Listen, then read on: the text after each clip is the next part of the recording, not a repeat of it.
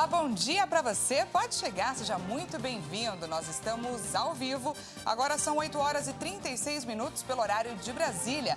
Vamos juntos começar o dia e a semana bem informados. A partir de agora, você confere as notícias do Brasil e do mundo desta segunda-feira. Vamos de destaques.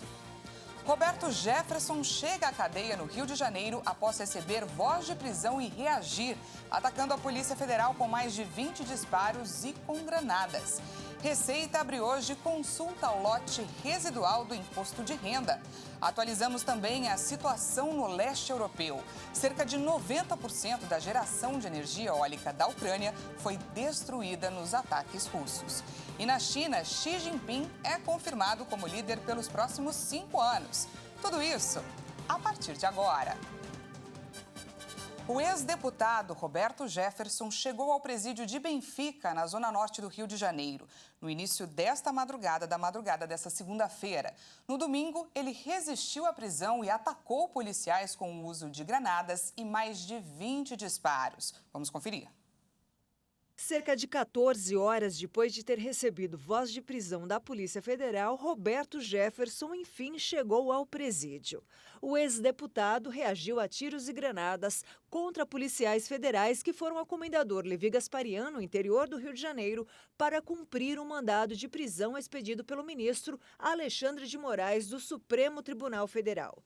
Na chegada dos agentes da PF, por volta das 11 horas deste domingo, Jefferson jogou 3 granadas e deu tiros de fuzil. 2 agentes foram feridos. A PF revidou o ataque, mas não invadiu a casa do ex-deputado. Inicialmente, Moraes tinha expedido o mandado de prisão contra Jefferson por ele ter violado medidas da prisão domiciliar, como usar as redes sociais, receber visitas, conceder entrevista e compartilhar fake news que atingem a honra e a segurança do STF. Mas depois, o ministro mandou prendê-lo em flagrante sob a acusação de tentativa de homicídio. Foram 8 horas desrespeitando a ordem do Supremo até a rendição às 7 horas da noite. E a gente traz a atualização sobre esse caso ao longo da nossa programação. E mudando de assunto, cerca de 470 mil contribuintes que caíram na malha fina e acertaram as contas com o fisco vão receber 800 milhões de reais. A Receita Federal abriu hoje a consulta ao lote residual do Imposto de Renda à Pessoa Física de outubro. O pagamento vai ser feito no dia 31 deste mês, na conta informada na declaração.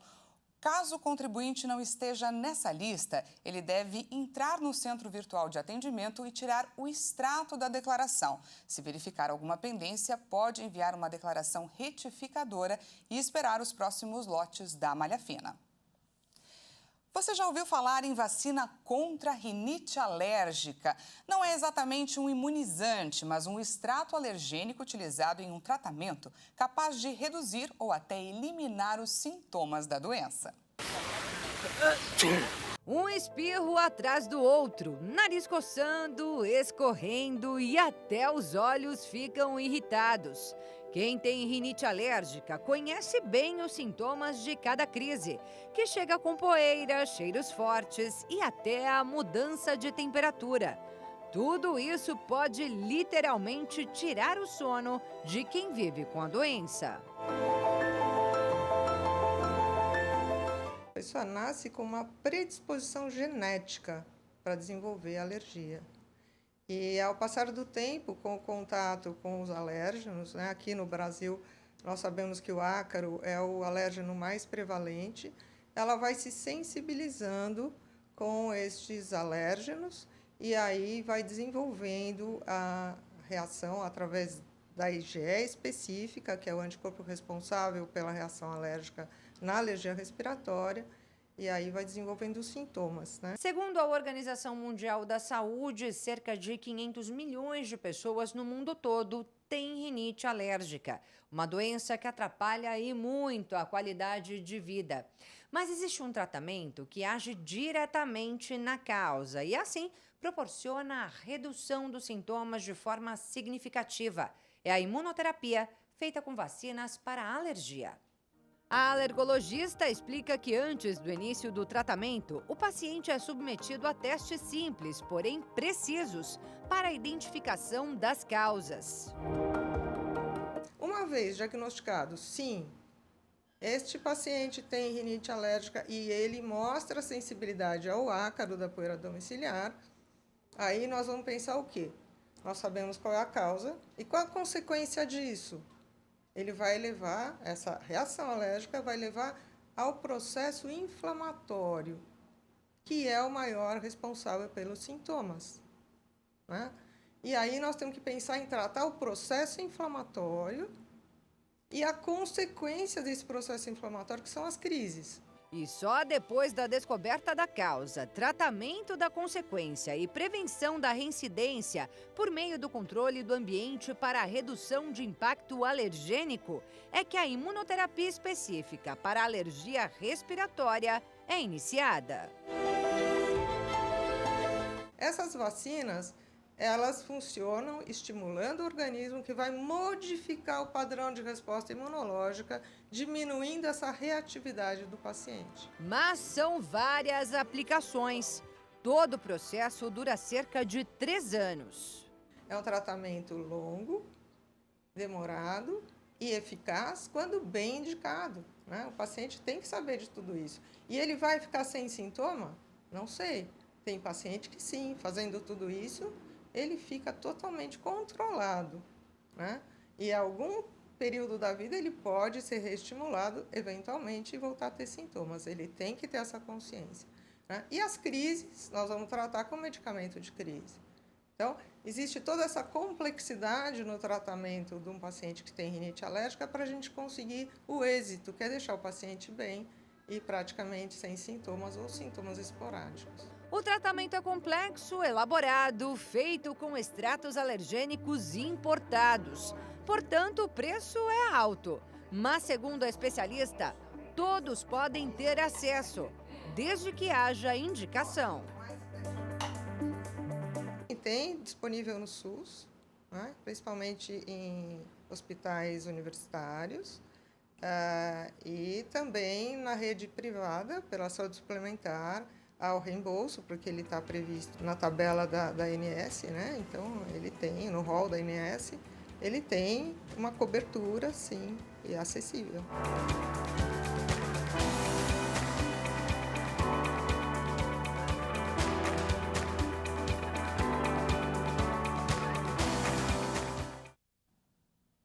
Só quem sofre de rinite alérgica sabe o significado de uma notícia como essa. E agora a gente fala do tempo. O final de semana foi marcado por temporais em diversos pontos do país, principalmente na área central. Na região metropolitana de Goiânia, os temporais assustaram os moradores e provocaram destruição. Uma chuva com granizo e ventos de mais de 80 quilômetros por hora causaram a queda de árvores, enchentes e até mesmo a falta de energia. De acordo com o Corpo de Bombeiros, um adolescente de 16 anos ficou ferido na região de Aparecida de Goiânia, após a queda de uma árvore durante a ventania. E olha, essas chuvas devem continuar intensas nesta semana. Existem alertas do Instituto Nacional de Meteorologia ativos para pelo menos 8 estados do Norte, Centro-Oeste, Nordeste e também para o Distrito Federal. A gente confere agora como ficará o tempo nesta segunda-feira em algumas cidades do país.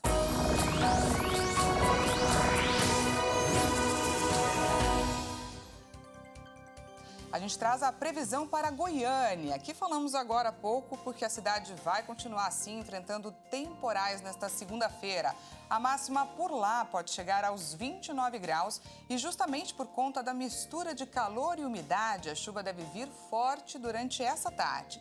Em Salvador, capital da Bahia, o tempo também vai ficar instável. A máxima prevista para a região é de 28 graus, com previsão de chuva a qualquer hora do dia. E para finalizar, a gente fala aqui de São Paulo. Vamos juntos dar uma olhada em como está o céu agora aqui no centro da capital, na região da Praça da República. Hoje o dia começou mais firme, o céu agora ele está carregado, tem algumas nuvens, parece que elas querem se dissipar, mas olha só, As nuvens carregadas, elas devem permanecer na capital, só que o risco de chuva para essa segunda-feira é mínimo. O sol deve ir ganhando força ao longo do dia e a máxima na cidade pode chegar aos 25 graus. E veja a seguir, cerca de 90% da geração de energia eólica da Ucrânia foi destruída nos ataques russos. E falamos também sobre a China. Xi Jinping é confirmado como líder pelos próximos 5 anos. Nós voltamos já.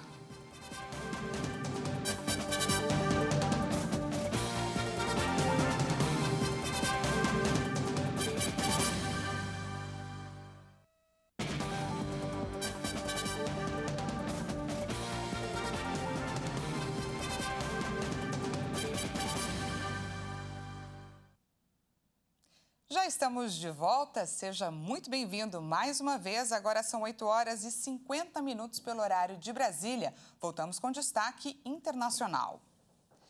Agora a gente fala sobre o conflito no leste europeu. A estratégia russa está focada em atingir infraestruturas importantes à medida que a Ucrânia adentra o inverno. Segundo a vice-ministra das Relações Exteriores ucraniana, Emin Zepar, 90% da infraestrutura de energia eólica e entre 40% e 50% de sua infraestrutura de energia solar foram destruídas com os recentes ataques com drones e mísseis de cruzeiro. Em sua publicação nas redes sociais, ela afirma que o objetivo de Moscou é criar uma crise energética no país e pede para que os países aliados ajudem a proteger os céus ucranianos. Ao atingir usinas termoelétricas, subestações de eletricidade, transformadores e oleodutos, as forças russas têm impactado diretamente na capacidade dos ucranianos de acessar energia elétrica, água e internet. Só no sábado, mais de 1,5 milhão de lares ficaram sem energia. E um avião russo caiu neste domingo em uma casa de 2 andares no sul da Sibéria. A residência estava desocupada no momento do acidente e os 2 tripulantes morreram. O impacto de um avião russo contra uma casa na Sibéria. O governo da região confirmou que os 2 pilotos morreram no acidente ocorrido neste domingo. O avião do tipo Su-30 caiu durante um voo de treinamento e provocou um incêndio de 200 metros quadrados. Nenhum morador ficou ferido. Autoridades afirmaram que a aeronave colidiu contra uma casa de madeira de 2 andares, sem que ninguém estivesse no local. Pelo menos uma dezena de bombeiros tentou controlar o fogo na casa, que foi parcialmente destruída. O governo anunciou a abertura de uma investigação por violação das regras de segurança e exploração do transporte aéreo. O Partido Comunista da China reelegeu Xi Jinping para um 3º mandato como secretário-geral. A decisão de mantê-lo no poder já era esperada e foi formalizada no Congresso do partido, que acabou neste domingo.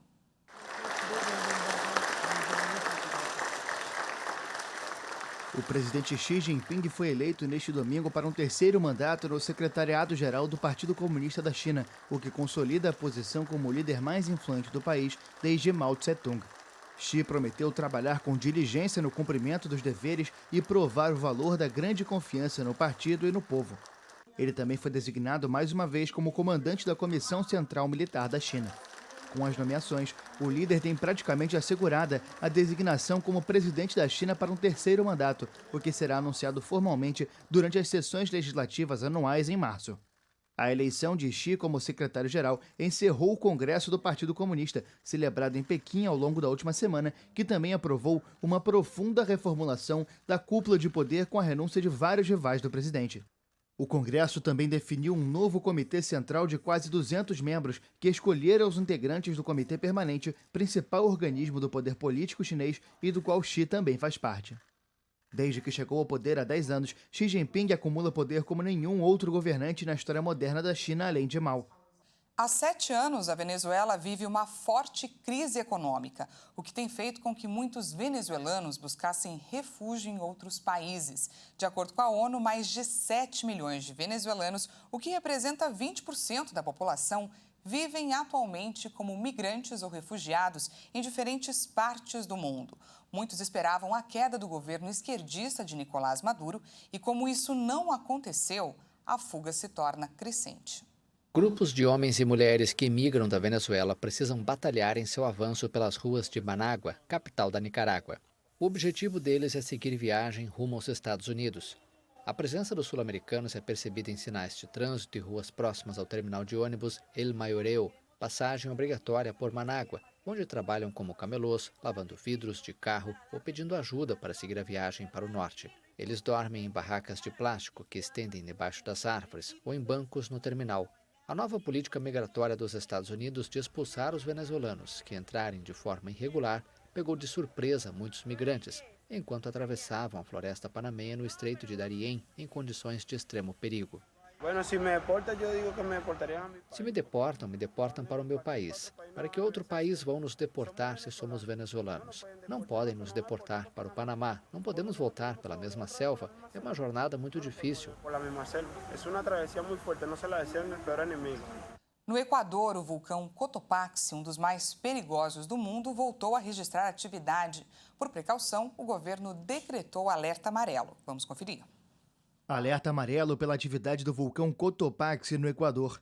O Serviço Nacional de Gestão de Riscos fez o alerta no domingo para a zona de influência do vulcão, considerado um dos mais perigosos do mundo devido à frequência de erupções. Em um comunicado, a entidade assinalou que o alerta foi uma preocupação devido à emissão de cinzas e tremores nos últimos dias. Na sexta, o maior tremor desde 2015 foi registrado na região.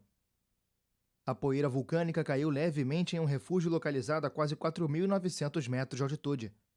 Montanhistas que estavam no local foram retirados e a entrada de turistas foi proibida no fim de semana. Mais de 300 mil pessoas moram na zona de influência do vulcão, onde há instalações estratégicas como oleodutos e grandes extensões de zonas agrícolas.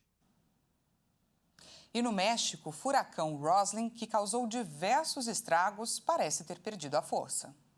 O furacão Roslyn foi rebaixado neste domingo para a categoria 1, à medida em que avançava pelo estado mexicano de Nayarit e deixava para trás um rastro de destruição devido a deslizamentos de terra e inundações. O fenômeno, o mais potente da temporada no Pacífico, tocou o solo como furacão de categoria 3 na escala Saffir-Simpson, que vai até 5. De acordo com o Centro Nacional de Furacões dos Estados Unidos, Roslyn chegou a ter ventos de 150 km por hora. Os departamentos de proteção civil dos estados de Nayarit e Jalisco, os mais afetados pelo furacão, registraram alguns danos materiais, inundações pontuais, quedas de árvore e interrupção do tráfego em algumas rodovias. Nenhuma morte foi registrada na região. Roslyn se formou como furacão na sexta-feira e, de maneira inesperada, em poucas horas, virou um fenômeno de categoria 4, o que deixou em alerta as autoridades e os moradores das áreas afetadas. Centenas de pessoas que moram em áreas de risco abandonaram as casas e seguiram para abrigos ou residências de parentes. Um furacão superior a 3 na escala Saffir-Simpson é considerado um fenômeno potencialmente catastrófico. Mudando de assunto, faltam 27 dias para a Copa do Mundo. Hoje, no Boletim Esquenta Catar 2022, Leonardo Félix fala sobre o processo que torna a água do mar própria para o consumo da população catarí, em um país com temperaturas na casa dos 50 graus. Olá, pessoal. Este é o Esquenta Catar 2022, que traz informações e curiosidades da Copa do Mundo aqui na nossa programação. Você sabe como funciona o tratamento de água no Catar? Pois é, o país é tão quente, com temperaturas na casa de 50 graus, que esse calor escaldante fez até a Copa mudar de época. Mas você já parou para pensar como uma nação que registra apenas 10 dias de chuva durante o ano consegue água potável? O recurso hídrico é captado no mar e essa água passa por um processo de dessalinização em sistemas de osmose reversa. Nas diversas etapas de tratamento, a água passa por usinas, onde o sal é separado, tornando possível o consumo humano. Em um clima desértico, a agricultura não é muito desenvolvida, ficando restrita ao cultivo de tâmaras. Para abastecer sua população, o Catar importa quase todo o alimento que é consumido no país. É isso aí, pessoal, tá chegando a hora. Faltam 27 dias para a Copa do Mundo Catar 2022. Muito bacana essa curiosidade. Essa edição fica por aqui. Muito obrigada pela companhia. Às 10 horas, Patrícia Velenic chega com mais informações. Uma ótima segunda, uma ótima semana para você. Até mais.